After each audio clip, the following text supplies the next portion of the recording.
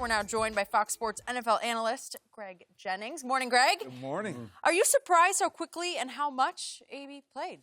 You know what? I wasn't surprised. I honestly wasn't surprised. When we talk about the talent that he provides this team and what he brings to the table as far as his catching ability, his playmaking ability, his impact on defenses, you're going to put him in the game.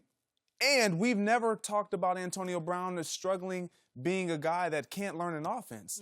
Now, his first actual physical practice was Wednesday, but he got signed the week before, so he was getting those mental reps. He was in his playbook, but I think when I saw this game, I looked at Tom Brady as one who did a spectacular job in making sure he was involved with everything that he has going on, he being Antonio Brown. Outside of football, we have, and you know this, Shannon, being an athlete, being on that football field, we have the 3.5 hour window. We're distraction-free. Nothing else in your life. Don't get me wrong, you understand what's going on, but in that moment, you're so present, you have to be so in tune to the game, nothing else matters. And so what he does best is what we're watching him do. And that's play football, and that's catch balls. So I thought Tom Brady did a phenomenal job of making sure he was in it right away. Like his head was going to be in it for the duration of however long that was needed, which we saw wasn't that much into the game. And then I give a lot of credit to Josh McDaniels, understanding that when a guy comes in, whether he be a rookie, Skip, or whether he be a free agent or a trade acquisition on a short week, I don't need you to learn the concepts. I don't need you to learn the full playbook. I need you to learn this position right here. In this small piece of the puzzle, these plays, this is your package. Right. I need you to know that. He only played 33% of the plays, their snaps on offense. So that's not a lot. Nope. But he was effective. Right. Why? Because he had understood this is what they're going to give me right now. Now, had he played a different opponent and they need him in crucial situations, we might have seen something different. But for yesterday, I wasn't surprised. And I think they did a great job. Skip, this is why you know they went out of their way to get him the ball. He only played 24 snaps. They had 72 total snaps. 24 snaps, 8 targets. So that tells me they're going intentionally trying to get him involved. And with most receivers, especially number one guys, give them the ball early, you'll have them late. Yes. And the one thing that AB always wants, he wants you to get him the ball early. Everybody, if you can get that ball, Skip, just let him feel the ball early. Within the first drive, throw him a ball. Throw it in his direction to let him know we counting on you. You got him for the rest of the game. And that's what they did because they know he wasn't going to play. And like Greg said, you give him a package of plays. Now, once you learn that package, we'll start to expand and we can move you around. Yes. Because, see, we'll figure now, if they just leave him outside, they're going to figure a way to defend that. But what makes it hard for these top guys, they're moving from left to right, slot, they motion him, they stack him. They do all these sorts of things with him. Skip, he's unbelievable. His release, nobody wants to press him because if you miss him, it's goodbye. It's goodbye, and then he's going to be jumping in the end stands and hugging the goalpost and doing all these crazy things.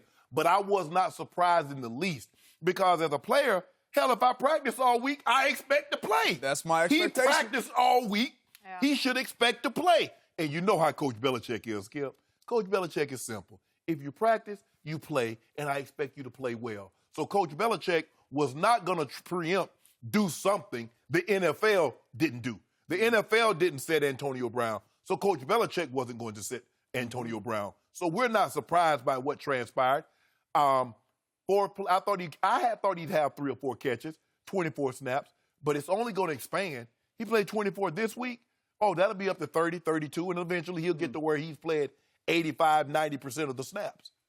By the way, the only mistake, quote unquote, that Antonio made yesterday was actually a positive mistake. He jumped too far on his Lambo leap. He actually jumped completely over the edge into the seat and wound up sitting in a seat. He did. You've Lambo leaped a bunch in your life. Absolutely. Right? That wall in Miami is not quite as high as it is in Lambeau. Exactly. Funny.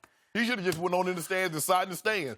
Either you're already up there, just go ahead and pull your seat up. It actually turned into kind of a dangerous play because if he had missed the seat, I don't know what would happen. Yeah.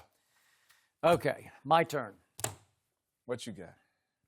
I was stunned by what I saw, and I was I was disappointed by what I saw because all those, you say he played only 24% of the snaps.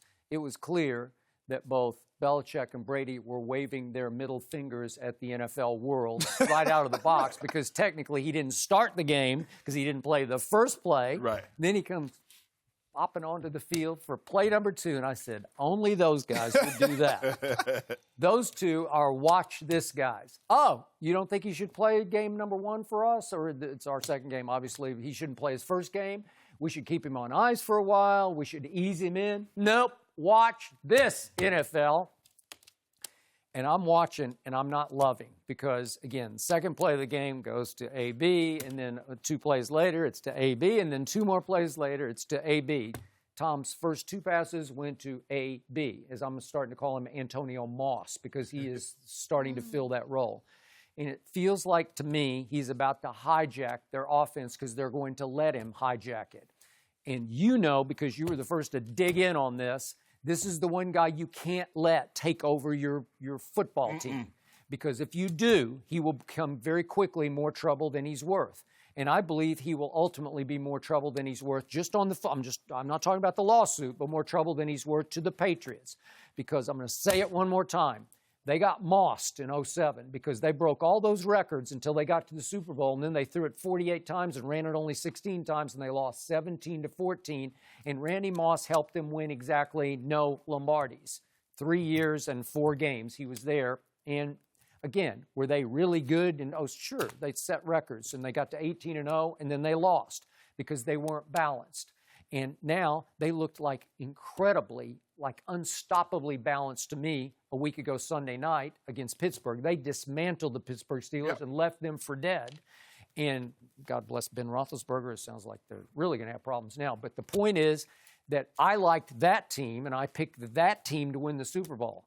I don't love this team as much as I liked that team before, where, again, if you're going to get A-B conscious, and again, I hate to keep referring to it, but that IG post that he put up when he first signed, where it's the caricature of him sitting on a pile of money with the caption of, "This is the Patriot way." Business is It's booming.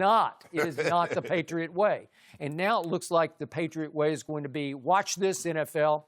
We have an electric receiver, and he is that. He just might be the best receiver in pro football. All things considered, with the electric feet, you can't press him, like you said. He'll beat you short, he'll beat you deep. And he is difficult to cover until you start making your locker room out of balance, unhappy, because he's ruling your world. He had 8 targets yesterday, which led the team. Julian Edelman, the second best receiver in the history of the postseason, the Super Bowl MVP reigning, he got 4 targets. Do you think Julian was really happy last night? I'm sure he's saying, well, this is just game 1. It was like a scrimmage. We just had to get him, sort of initiate him, indoctrinate him into our system. But I will see more of this because they will fall in love with a guy that can destroy them from inside. And you've said that from the start. Yep. You did not like the Steelers giving him his money, and you did not like Oakland taking a shot with him. Nope. Right? Nope. Yeah, I think this is different, though. I truly believe that with Antonio Brown coming back this first week for the Patriots, it was about making sure he felt a part of and involved early so that, as you alluded to, he was in for the duration. No. Now, I don't think that this is going to be their keys to success moving forward from week to week because, as we know with the New England Patriots, it's about one thing and one thing only. Winning ball games. Okay. However that comes offensively, whether it's on the shoulders of Sony Michel running the ball or James White coming out of the backfield, Julian Edelman, Tom Brady throwing the ball around, spreading the ball around, that's to be decided by what the defense can or cannot stop. Great. So help me out. What happens if 2 straight games pass and he gets 3 targets and 1 catch?